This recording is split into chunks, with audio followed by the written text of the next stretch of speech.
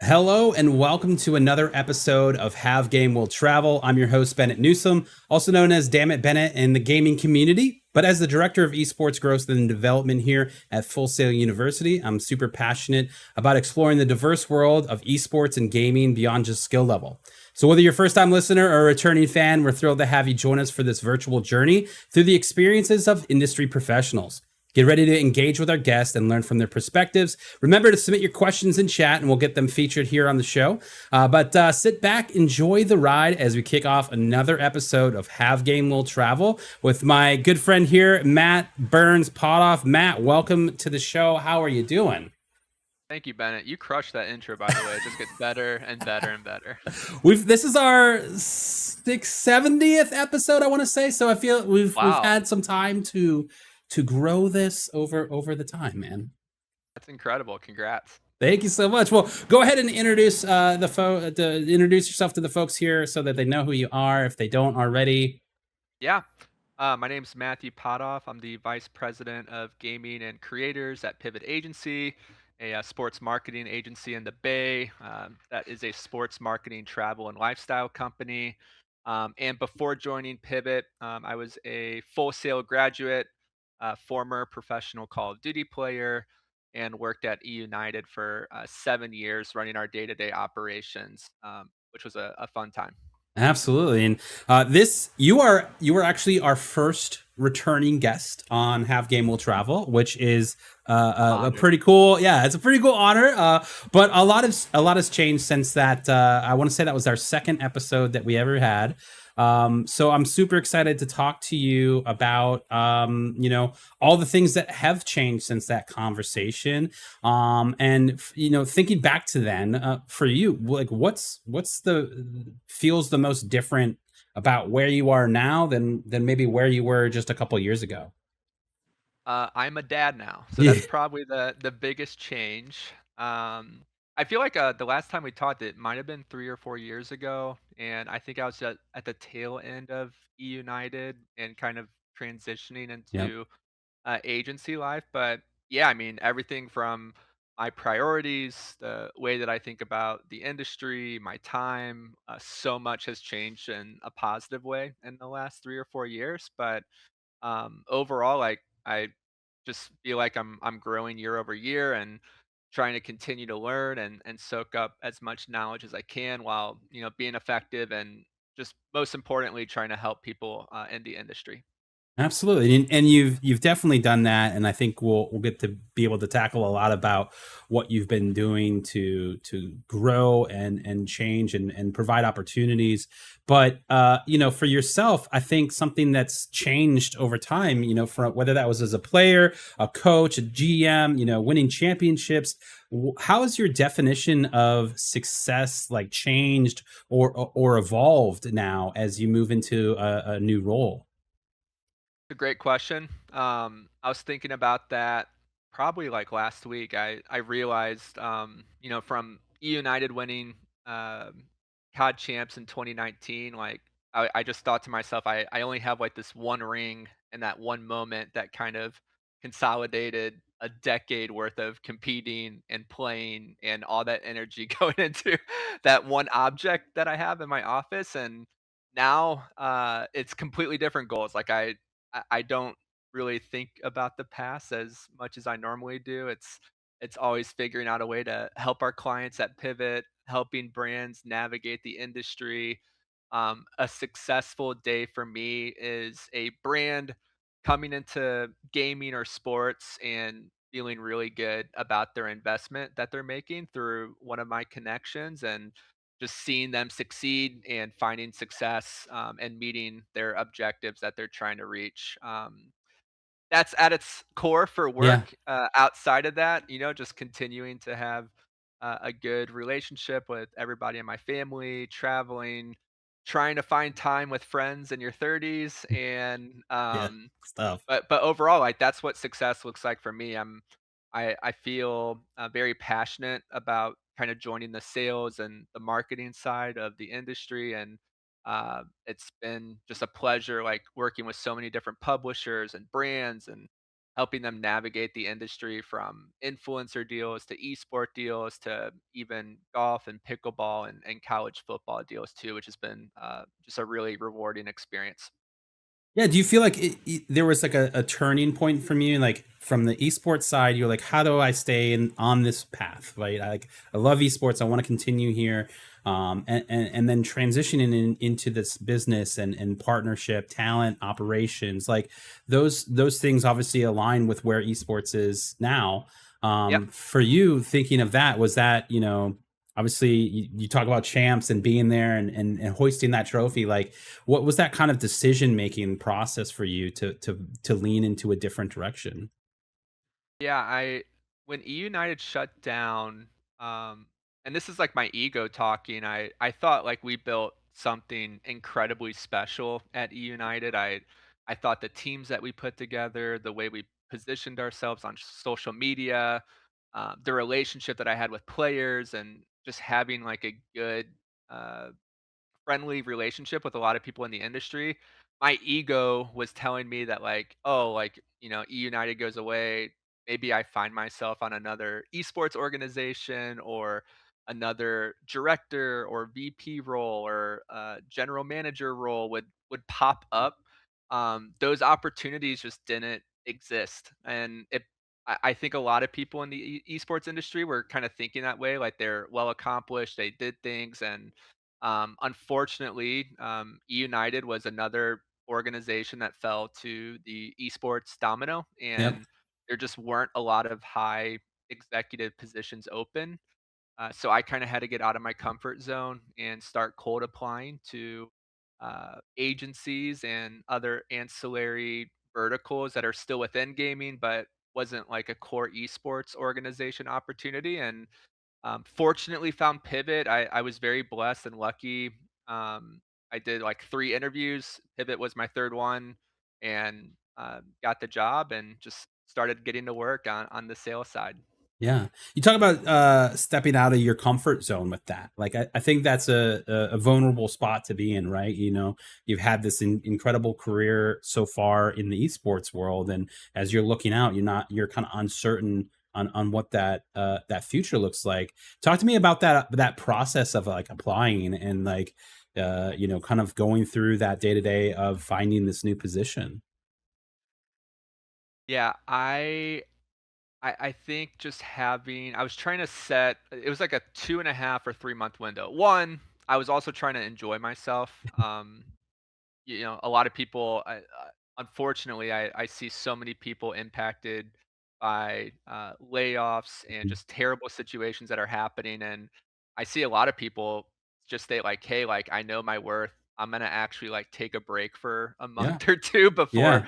starting to apply again. And then I'm sure other people feel pressured to start applying right away and kind of mix in taking a reset and a break.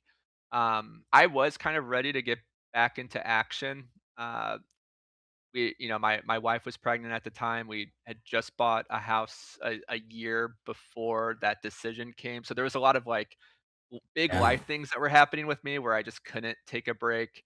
I unfortunately don't have the personality nor the drive to become a content creator. So I'm definitely more suited for a support role on the business side of the industry rather than trying to make a career from live streaming, as many people have been successful in doing. Hey, I So just yeah, gotta say, I like to watch the live streams. I yeah, I enjoyed your I content, appreciate it. sir.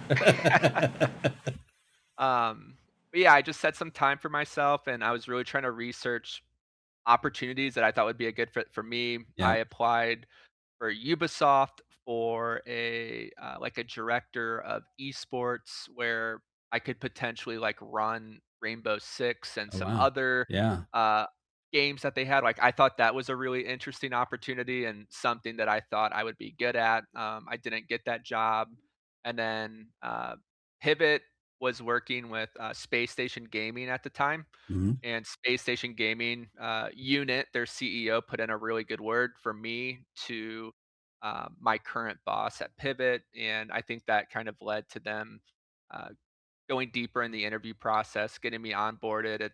On the agency side, I think when you have someone that you're familiar with that understands the industry, their talent, their teams, what they're trying to achieve, it's just complementary, Yeah. instead of finding, someone that's maybe foreign to the industry to sell assets and inventory on your behalf.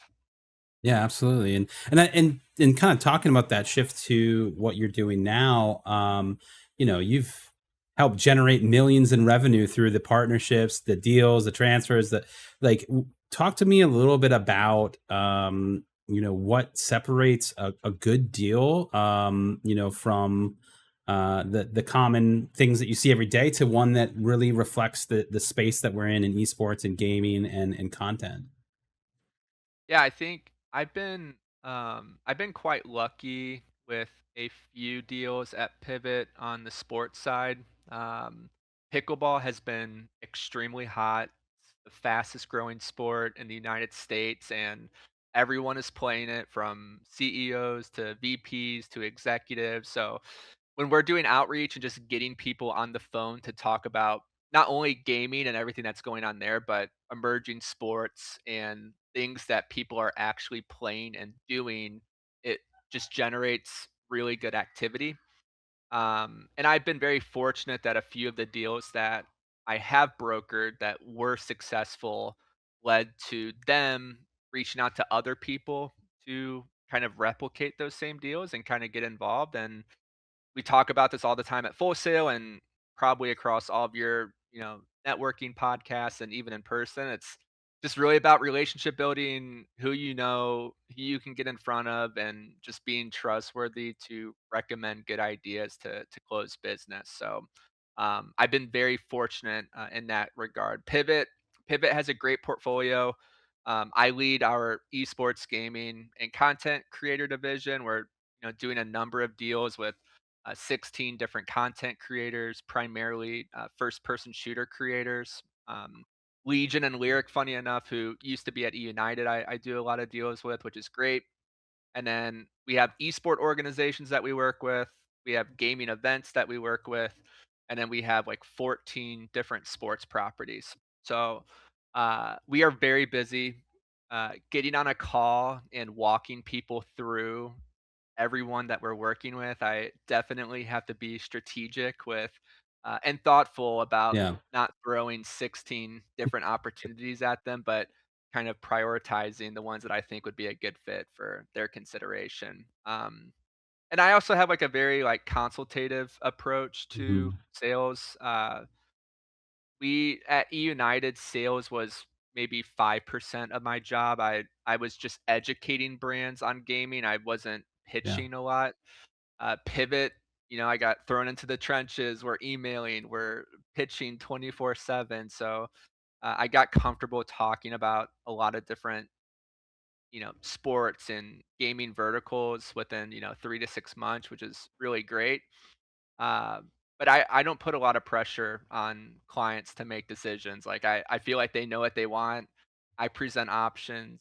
I, remind them of when they need to make decisions, but I'm definitely more on the consultative, passive side, not trying to pressure people just to get a deal done, if that makes sense. So, Yeah, absolutely. And I think that's like a real powerful kind of tool that you have is the fact of gaming so huge, and there's obviously probably a lot of people that want to come in there. This gives you an opportunity to position it in the right way, right? And your creators, and who could be the perfect candidate for XYZ brand or whatever, right? Like yeah. you have that opportunity to craft that for them. And going from more of an education side with United of just talking about the gaming space, now you're able to connect those and make those connections in real time, which is really cool. Yeah, no, it's great. It's been a great career move for me. I'm very fortunate. I've landed at an agency that is one. I just feel like I'm working with colleagues that are helping me grow. I'm also educating them constantly about the gaming space, but I feel like it's been a really good trajectory for me, and just been really excited about the past 3 years and kind of where we're going within our division at Pivot. What sort of things from that esports era of managing players and teams, like, do you feel like still at home and show up in how you do your day to day, you negotiate or manage your partnerships today? What you just said just reminded me of something that someone told me at an event. They told me I looked a lot less stressed than I did before. Um, I Working in esports is so much fun, but it's definitely a 24/7 job where you can be stressing about different situations at midnight, or Oh yeah. you have so many teams playing, you don't know what's gonna happen on social media. There's just a lot of variables that come into play.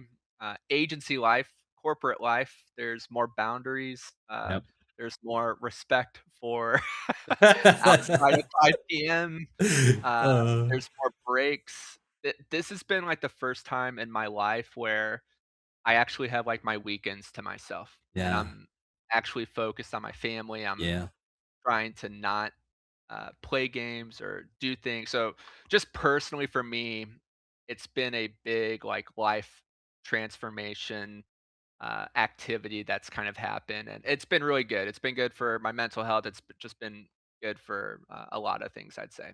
Yeah, it makes me think of this story, and you'll probably hate that I'm going to tell it, but this was during, I would say roster mania, and we took you out to dinner.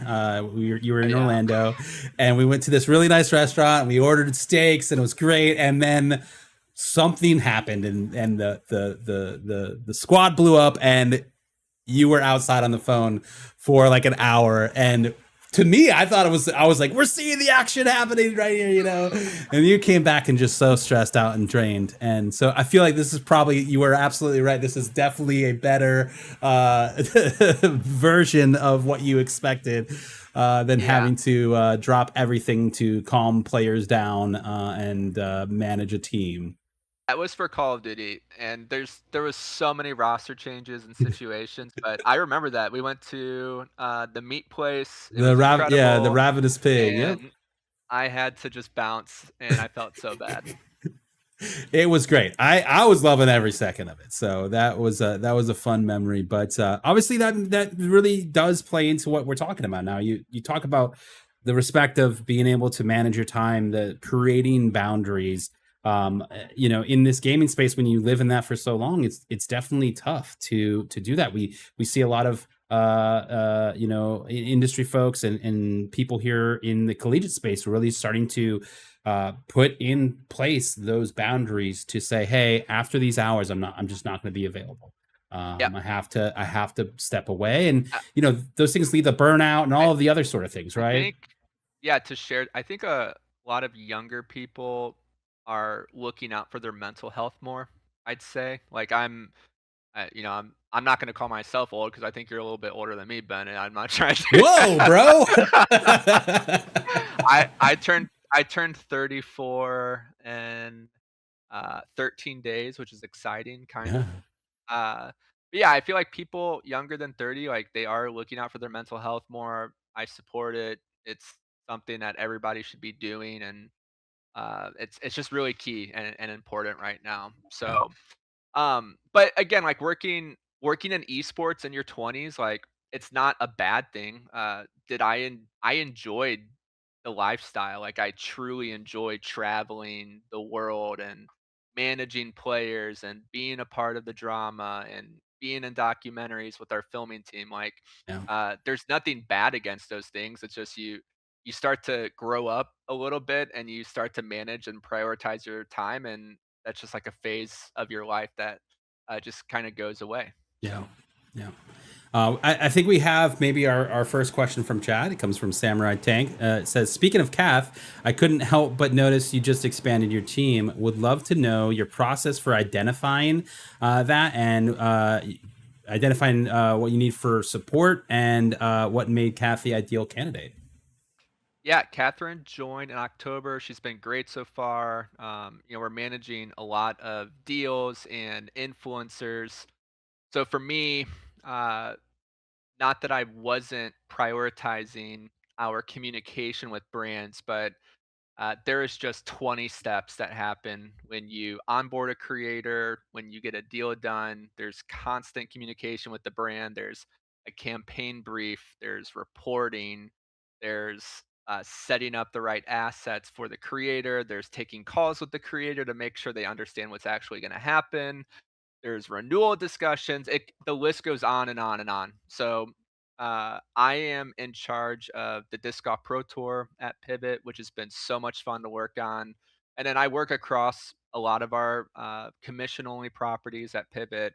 And then we have around 15 to 16 creators that we work with as well. So it's just a lot of work, and we needed to expand. So we put the roll up in September, hired Catherine in October.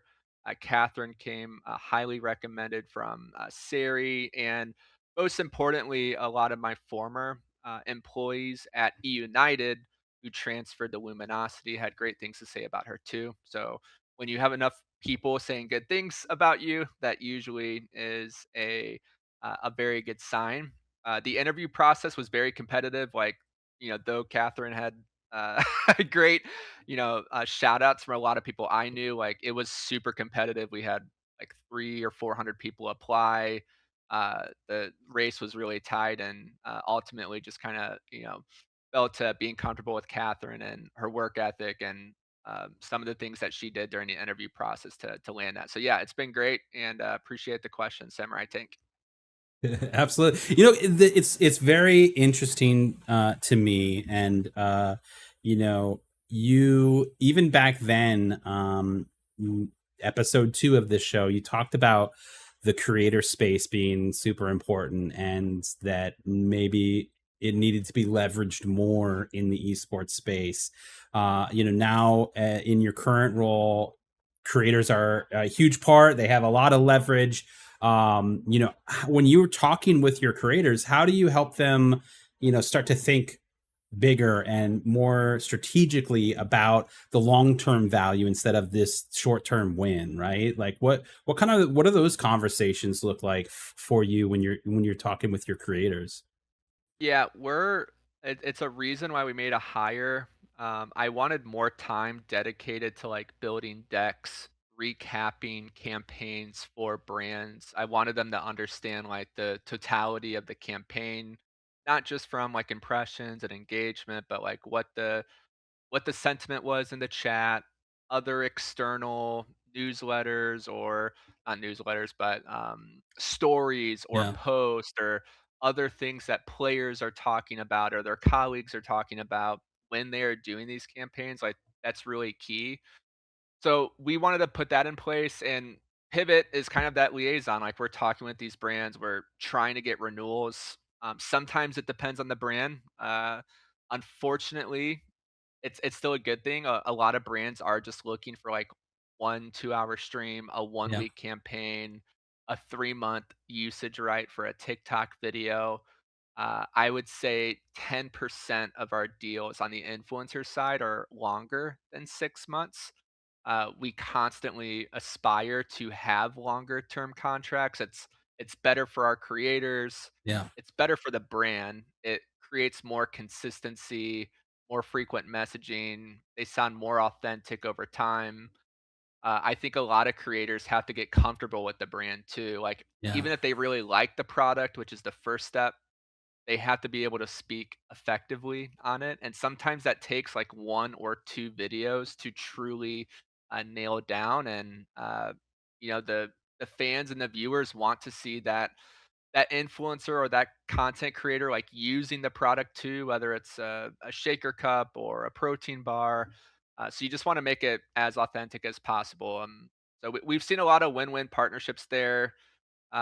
We've seen brands come in and they'll do like a minimum guarantee where the creator has to sell X amount of products in Right. order to start generating additional revenue, but they're guaranteed maybe 1,000 to $3,000 for, their time and their resources for a campaign. And those campaigns do well at times because, the creator gets a flat fee. They're the ones that are working here. They're the ones that are hiring an editing team. They're building the content. They're road mapping what the story is gonna look like. They truly do a lot of work. It's not just, they're getting paid to promote something. These all of these creators are extremely hardworking, Yeah. even outside of Pivot. Like my respect for a lot of these creators has grown. But then it's just trying to figure out a way how to, turn those into long-term deals and make it fruitful for everybody.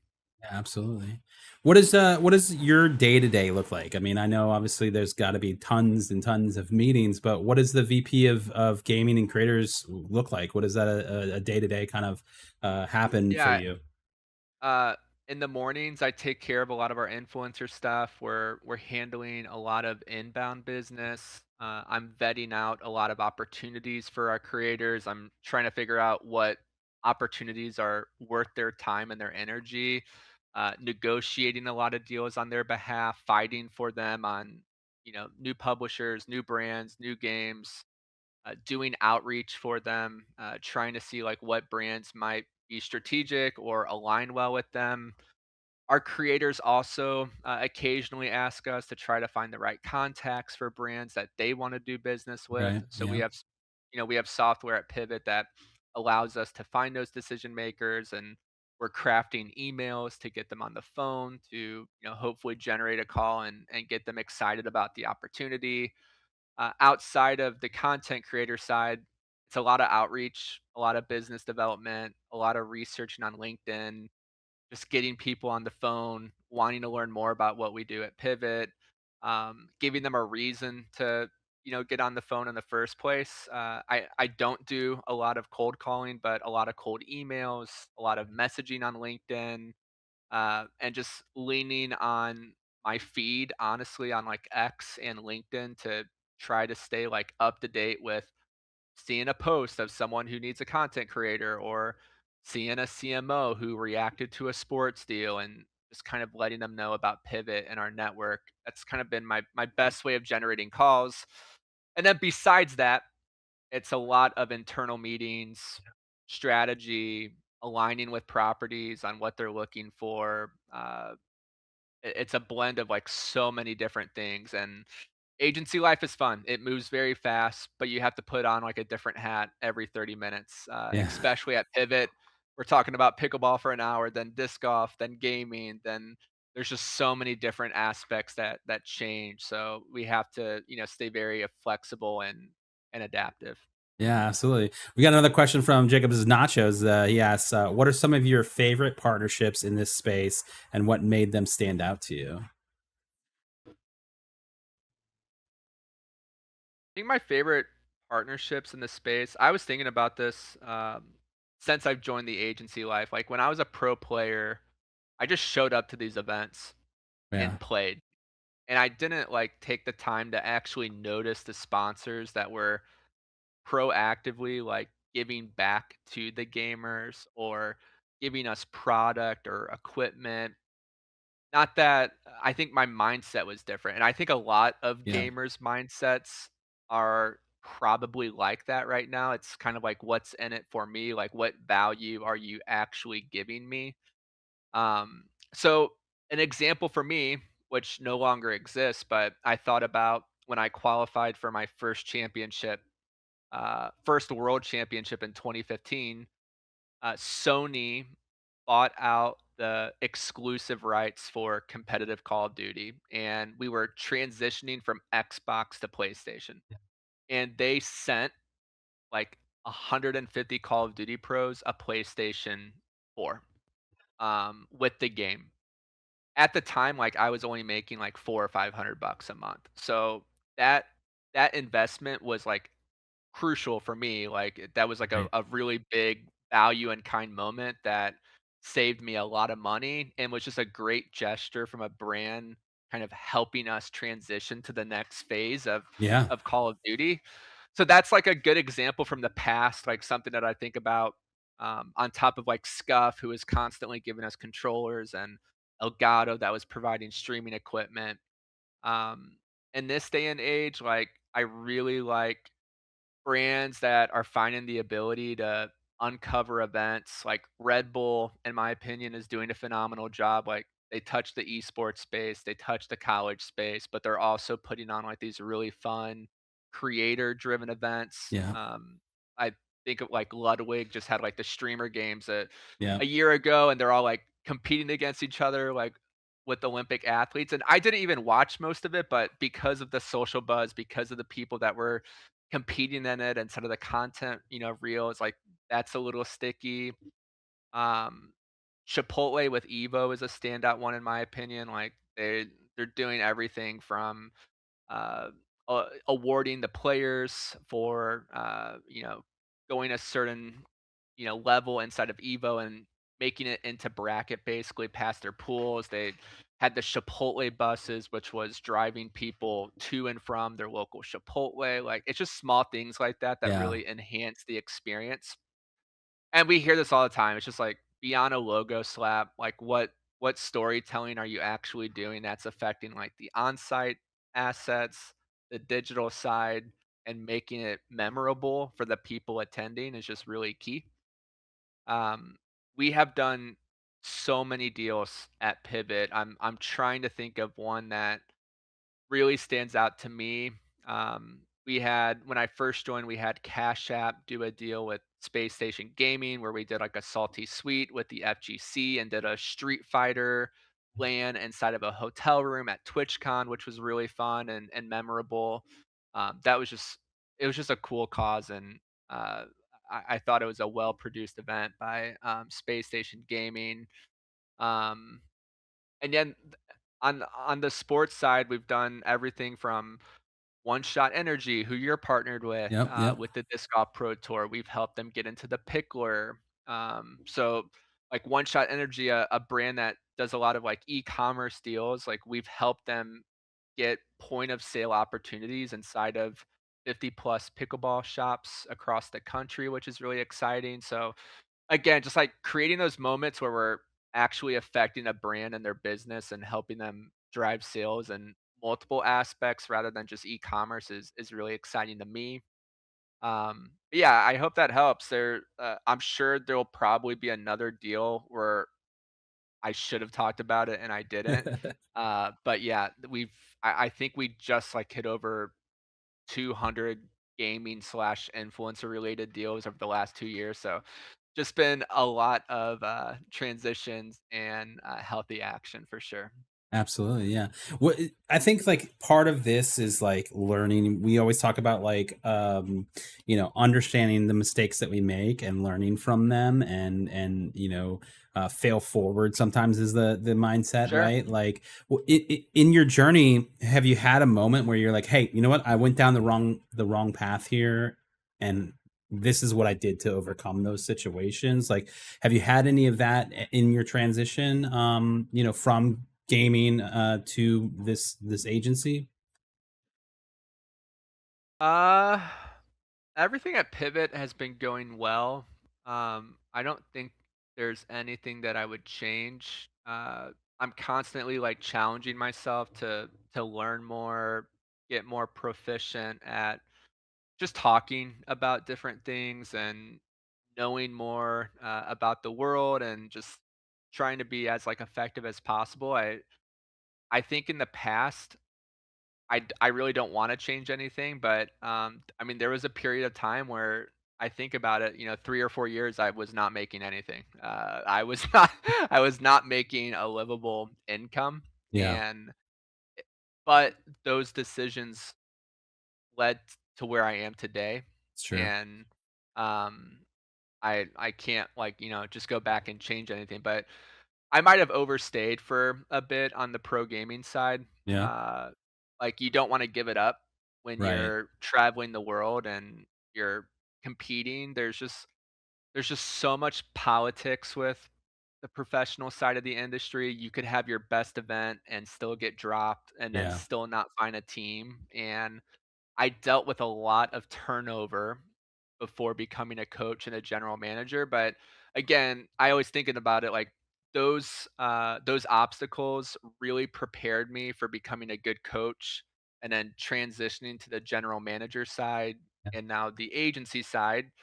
And I feel uh my bread and butter right now is just like being the best support person I can be. I feel like that's like my niche and where I'm gonna stay in my lane probably for the rest of my career is supporting people.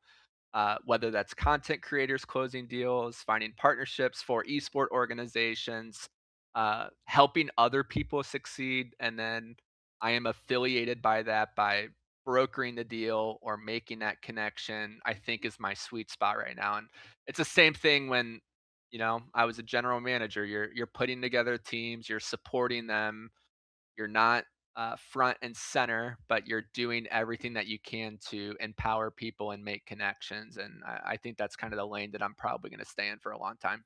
Yeah, I love that, and I think that goes really to talk to like more about like the whole idea of the show is that you know you talk to students, they're like, oh, I want this job, like this is my dream job, and sometimes there's so many steps in between that to get there, and there's those paths aren't always the easiest, and for you to talk about staying in that pro space maybe too long, but the things that you learned were so valuable to the next part of your journey, those next steps that you were taking really set the stage, and you said it yourself, oh, I wouldn't do anything different, right? Like those I think can really talk to the important nature of building stepping stones to the future and the career that you want, and here you're in this space where you Yeah. found this as a supporter, right? Like I want to continue that and evolve that, right? Yeah, things don't happen right away like they don't at all. At least for me, like uh, it took a long time. It took Yeah. multiple years for me to go pro in Call of Duty, but that was because I went to Full Sail first. I think me and Slasher and a couple other pros, and at least in the Call of Duty space, were the few to get your degree first or get your degree while you are playing professionally. Right. So I went pro when I was 23. A lot of the pros now are like 18. They're fresh and ready to go. Like they're playing Call of Duty day in and day out. I was, but was kind of like a late bloomer. Um, and then yeah, just like priorities change and things shift, and just kind of had to figure it out. So Yeah, and I think even now, things are different, right? Like the dynamic between the pros and the players and the teams and the leagues, even as well as the creator side, and the brands are different. They've shifted, right? Like things are, they aren't as everyone is just throwing money at things, right? They're being patient. The brands have learned, right? They okay, these things are working, these things yeah, are not. We got a bad deal over here. We've learned from that mistake. Like I think that dynamic has definitely shifted, and I feel like you're in a great position to help continue to evolve that. Are there things that you have found when you first started at Pivot that were um, easier and now are more challenging in this market, or have they been kind of stayed the same the whole time? esports market is super challenging. Yeah. Like there's Period. no way around it. It's very rare to find like high to mid six, low seven figure dollars right now, in my Hmm. opinion. Those deals are happening. It's not like they aren't happening, but it's a lot of like gray area categories like gambling and other prediction markets, which is fine, and those things happen. But that's kind of where the money is. Unfortunately, right Yeah. now, it's very hard to find like a non-endemic fast food sponsor or a gas station sponsor or um, just something out of the blue that you would be like, "Oh, wow, like, that's not a gambling sponsor coming in to Yeah. game." And it makes sense, like, with the gaming audience, like, we're tech savvy, we're on our PCs, we're on our phone, Yeah. we also like sports, like, there's things going on outside of gaming, which is why this market's, good for gambling brands, but, yeah, it's difficult. I think sentiment has changed. I feel like sports is an easy sell. Like that's what I've learned at Pivot when I'm on a call with the brand, and uh, gaming can be a taboo category for them sometimes. There's a lot of drama. They don't understand it still. Like Yeah. brands still don't understand gaming, which is a problem all in itself. Like I thought by this time more brands would be educated on the gaming and esports space and where to enter, or being thoughtful and listen more not that they have to do deals in gaming and esports, but at least paying attention to like the trends, the games, the way content creators are exploding. I still think a few brands are behind on their strategy and they're truly missing out. Yeah. Um, but I think it's just all about the community Yeah. of bringing value to a community and gaming. Like that's kind of the equation that I try to simplify it when I'm talking to a non-endemic partner. Like this is the community that you're getting into. This is the demographic. This is the opportunity. This is the value proposition of how you're actually helping these kids or young adults and what they are going to do for you in return for investing in their league or their team. And we have a lot of great case studies on the content creator side. Like YouTube crushes it from an integrated ad perspective. Twitch can be like very hit or miss because there might only be 50 to 1,000 people watching. And instead of those, long viewed eyeballs where someone is Hmm. sitting there from the first second to the last minute of an hour YouTube episode, they're looking at the pinned comment, they're looking at the comments, they're looking at the URL description, they're Yeah. usually supporting the influencer and watching that 60-second ad in the very beginning. So there's just different methods that kind of come into play with the execution and the overall strategy. But I'm still passionate about gaming and esports. I still think there's a lot of deals to be done. Yeah. There's a lot of room to grow. But yeah, I'm always excited whether it's us or seeing another agency broker a new deal in the space. I just saw I think Phase Vegas just launched a new Subway, not Subway sandwich, but it's some type of fast food chain sandwich company that Hmm. I'm personally not familiar with, but really cool again to see that they Yeah. were able to land like a sandwich sponsor. Like that's always really exciting for the industry when you see those types of wins, regardless of who it comes and what they do. To add, I think what's really crucial on the esports and gaming side is not just like executing the partnership, but reporting and activating with just like the correct messaging. I think Yeah. a lot of these brands we're working with the biggest agencies in the world, the biggest sports teams in the NFL, MLB. COVID hit, they had to spend money and didn't know where to spend it. Fortnite was blowing up at the Yep. time. Everyone wanted a little bit of gaming and esports, so they got into gaming. There was massive growth, but most of these organizations, I think, unfortunately, just like oversold Yeah. or took advantage of the situation that they needed the they needed the money to fund their team, so they were asking for a lot of money for potential assets that didn't correlate to the value. And they probably just weren't effectively like reporting what was actually happening in the campaign, and they weren't getting that same level of treatment as they did in traditional sports. Right. And I Yeah. think that could have potentially turned away brands, and a few of them are making a comeback, but others are just kind of staying in their safety area, and they know what works and what doesn't. But yeah, I that tangent hopefully helps. Still a lot of deals to be done. Still excited about gaming and esports. Sentiment shifted a bit, but gaming makes sense for too many brands for them to pass up. So as long as they're being strategic and thoughtful about it, there's a lot of room to work with content creators specifically. Yeah, absolutely. And you're not wrong. I mean, those things definitely played a pretty big role, I assume, in how the space is today versus where it was, 6 years, 5, 6 years ago. So, 100% in agreement with you. I think something for you. I mean, you have a very unique view on all of this as an OG in the space. You have watched uh, it go from gaming to pro gaming to esports to like you've watched this mature in real time, and I think that is a very special piece that you have on this journey. Where do you see this going? Like where does the industry still need to grow when it comes to the world of esports and gaming?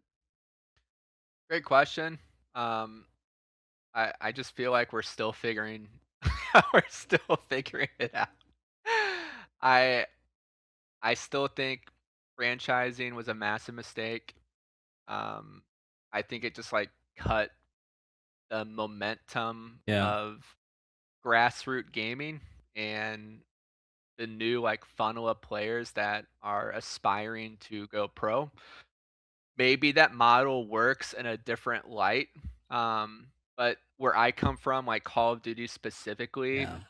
I just feel like there's less players being recruited. There's just less storylines and more stagnant um, with the players with only playing like one match a week or whatever it might be. I just don't think that model like works. Yeah. I think gaming has always been built on like upsets, miracle bracket runs, teams winning 12 matches in a row and like taking like that for me like that's what esports is at Yeah. the end of the day for Call of Duty and like Halo. Like Counter Right. Strike and all these other games are different, but like for me that's what esports is kind of traveling and showing up to a local with your friends and proving your worth essentially. So I think they've like figured it out. Like I've been really excited to see uh like the top 4 amateur teams for Call of Duty. Essentially, they get to work towards something and then they Yeah. get to compete against some of the best teams. I think the Esports World Cup picked up on that model, which I'm a big fan of. Like you just have to give amateurs some way Yeah. to figure out how they can compete, show their worth. And like half the time, like they're putting up really good stats and they're battling some of these top teams and they're throwing them off. And some of these guys are getting picked up. Like a lot of people know this, like Mercules and for Optic Gaming, like he might have not and gotten picked up at all if it wasn't for a player and having visa issues. And that was the whole reason why he was picked up by Toronto and then eventually joined Optic. And in my head, I'm like a player of that skill level, someone's visa issue should not be the reason why Yeah. they don't make it to the Yeah. pro level. Yeah. Um, and again, like, but you look at like overseas, like with Carmine Corp and these European like Counter Strike events that are just selling out stadiums and they're bringing the best teams together. Like some of these games are just so mainstay and they aren't going away. And it's been incredible to see like what Counter Strike has done, Yeah. honestly, over the last decade or so. Yeah, absolutely. Uh, I'm hesitant to ask this question, but I'm going I'm to. ready. Let's I'm go. going to. Hurt my feelings, Jacob. No, no, it's not. Is it from Jacob or no? No, Okay, it's it's from from you. Sari All right. again, but Oh, it it's from is. Sari. Okay. You'll understand why I said that. It says, I don't know if Bennett will actually ask this, but I hope he will. My question: you and Bennett have been working together in esports for a decade now. What do you wish more people knew about Bennett and what he does for the space? That's a great. That's a great It question. is, it is a great question. I I think Bennett is a standout guy, very professional, always willing to help people. Does an incredible job helping the full sale community, and also goes beyond and above with the students there. That's what I always see from Bennett is helping with the students. I think it was the few events that I've been to, Bennett. Like you got your headphones on, and it always looks like you're picking up like a different role. So if there's people in the industry that don't know of you, as I think you care about your job and you care about the future of students leaving Full Sail and aspirations that they're gonna walk away from, a good event or a good experience and land on their feet. So, Absolutely. I like wear a lot of hats, so that's always fun. Uh, yep, have to. you got it in this space, and that's always learning something new, and so okay, I can do that too. This I can just add this to the thing. It's always good. So, um, well, now that I am blushing a little bit, for I you, do that sometimes. You can reward me with steak in 2 weeks when I hey, I love that idea. I love that idea, brother.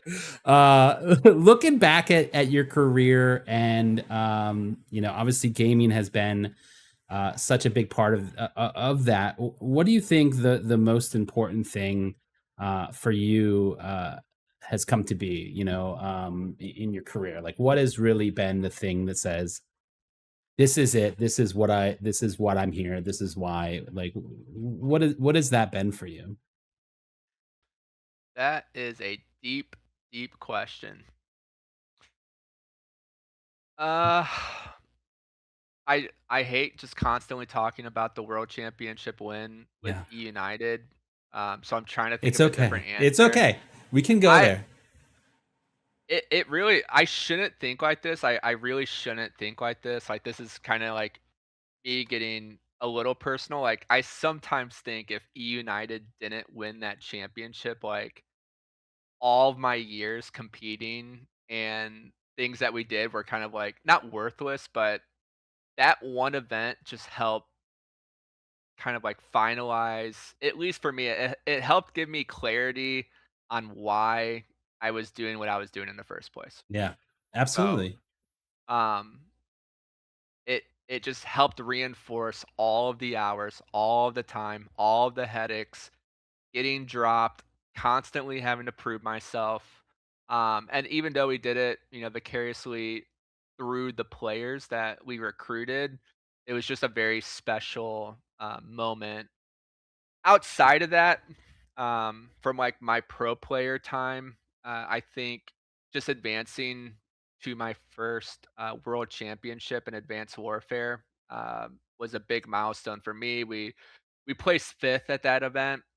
We won $70,000 in California. So after taxes, it's like 9 or 10, not 9 or 10 G's. Not bad for a weekend of Yeah, Call of Duty, but I had struggled to get past the qualifiers to make it to an event. I played Call of Duty Ghost qualifiers at Full Sail yep. against Optic. We were up 2-1, lost 3-2. That one still stings to this day. Like I still hold on to that stuff. I think a lot of Call of Duty There's players a do, lot of but Call of Duty players that aren't yeah, thrilled about that we exact yeah we tournament there. So, yeah. Yeah, that stuff just, like, sticks with you, but I remember full circle moment, like, I graduated from Full Sail. I'm playing on a contracted team with Curse Gaming. My teachers and my friends are literally watching me compete to yep, make it to Call of Duty Champs, and I failed, and that one sucked really bad. Clayster beat me. He had to, like, drop something off at my hotel room, and he told me because he was on EU Night. He's like, "Man, Burns, when we beat you and I looked at you, you were just miserable." I'm like, "Hell yeah, I was miserable. What do you you just you took my dream away." But that's sports. There's winners, yeah, there's losers. That's yep. just part of the gig. Um, so it qualifying for Advanced Warfare Champs is like probably secondary, just a good check mark for me. We beat Optic Nation. We beat some prominent teams to make a good run. And that at least in that moment in time, regardless of what anyone says, I feel like I could say I was a top 5 objective player Yeah. that one weekend during the biggest moment of the world. So, that was a big milestone for me back in the day when I played. Yeah. Love that. Well, the funny thing about every time that we have you on the show is that I have a bunch of other questions that I wrote for us, and we never get to ask them. So we always do this, but we're coming to the end, and obviously, I want to give you some time to tell people how to contact you, where to reach out, and then I'll have one last question for you, and then we'll do some rapid fires. Yeah, cool. I mean, I think for the full sale community, I try to help as much as I can. I come back for Hall of Fame I think this will be like my fifth or sixth year Yeah. coming, which is like absolutely crazy. But I love giving my time. I love helping. You can find me on Twitter. It's just at Potthoff, Potthoff. Probably the best way to just throw me a direct message or a DM. I try to make time for a lot of students and help them with their final projects or interviewing somebody in the industry or helping them with their resume. So I do try to help. Feel free to reach out to me. I try to just help where I can and give my time and do what I can to see people succeed. I feel like that's why we are here Yeah. is to help other people. So I try to help as much as I can. And then outside of that, if there's ever an instance where this is my sales side coming out. If you ever I know love somebody this. that's trying to activate or get inside gaming or sports, I can definitely be a big resource for you. So feel free to reach out to me for those types of instances too. Absolutely. All right. Final question for students. Obviously, we have a degree program, the Game Business and Esports program. We are seeing a ton of students that are interested in working at an agency, doing sponsorships and partnerships. What advice would you give to those very specific niche students? I think when you're going into a degree for gaming and esports, though you might have like aspirations of working for your dream esports organization like Cloud9 or TSM or EG or Optic or whoever it is, just know that there are other opportunities Yep. in the space. There's a lot of verticals that aren't just esports centric, but they do touch it. I'm a very firm believer, as I said 30 minutes ago, like there are not enough brands that have like a gaming or esports department or division. I feel like they need younger people to help educate them Yep. on those opportunities and how to get involved with different gaming communities because they don't understand it. It is a little bit of hopeful thinking, but I'm always like I'm an um what's the right word? I'm a optimist, I guess, and Yeah. I just like thinking about the positive of what could happen. So just keep those things in mind. Like when you graduate, if it's not an esports org role, there's a lot of other opportunity in the space. Even if it's doing sales for a sports team or for selling music or whatever it might be, like all of those skills do translate, and there's a good way to find overlap between gaming and sports and what you're trying to pursue. So, Absolutely. Great answer, man. All right. Rapid fire questions. Just answer with whatever is on the top I'm of your ready. head. What game still feels like home for you? Call of Duty, but I do download and delete Teamfight Tactics like 2 times a year. I have to shout that out. It's super, super addicting. I feel like you said that the last time I you were did. here. I got bored over winter break and I downloaded it again. I'm like, man, I need to now delete this because I'm back to my normal schedule. Yep. Okay. Okay. Player, coach, GM. What role taught you the most? Oof. I'll say general manager. Okay. Okay. Uh, I manage with Clerky and others 140 players and staff, just dealing with so many different personalities, contracts, negotiations. Definitely taught me the most, and it at least helped me with what I'm doing right now in my career. Okay. What is the best skill to have in esports that nobody talks about? Just being a relatable, professional person. I I like that. feel, regardless of like what you do at all in life, I feel like you have to just be a relatable, honest person. Like that's like the bare minimum, like the starting point Yeah. before you start doing other things in life. So it doesn't mean you have to fake your personality. Just like you have to find a way for people to like you. You have to find a way that people know that you have their back. Um, you just have to be like authentic and real. So that would be my advice. Like figure out how to get to that point and Yep. then launch your career and do whatever you're gonna do. All right. Final rapid fire question. If esports didn't exist, what career do you think you would have chased?